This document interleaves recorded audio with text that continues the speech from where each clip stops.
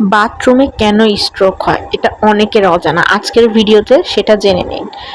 ১ number, গোসলের শুরুতে মাথায় পানি ঢাললে স্ট্রোক হয়। কারণ আমাদের যখন গা গরম থাকে, গোসল করার পর কিন্তু আমাদের শরীর ঠান্ডা হয়। তখন যদি আমরা ইনস্ট্যান্ট মাথায় পানি ঢালি তাহলে কিন্তু স্ট্রোকের সম্ভাবনা থাকে। নাম্বার ২, অতিরিক্ত প্রেসার দিয়ে টয়লেট করলে।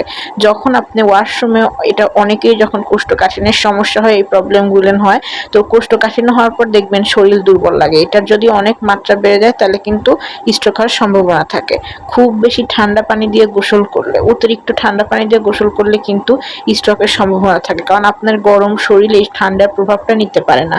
ঘুম ভেঙেই সাথে সাথে টয়লেটে গেলে, এটা কিন্তু কমন ব্যাপার, আমরা সবাই যাই। তাও এটাতে তুলনামূলক একটু কম স্ট্রোক হয়। যারা একটু বৃদ্ধ বা একটু বয়স্ক ওদের স্টাতে এটা শুরু হয়। দেন টয়লেটে দীর্ঘক্ষণ বসে থাকা থেকে হঠাৎ করে উঠে দাঁড়ালে তখন কিন্তু একটা প্রেশার সৃষ্টি হয়। দ্যাটস ওয়াই তখনও কিন্তু স্ট্রোকের সম্ভাবনা থাকতে পারে।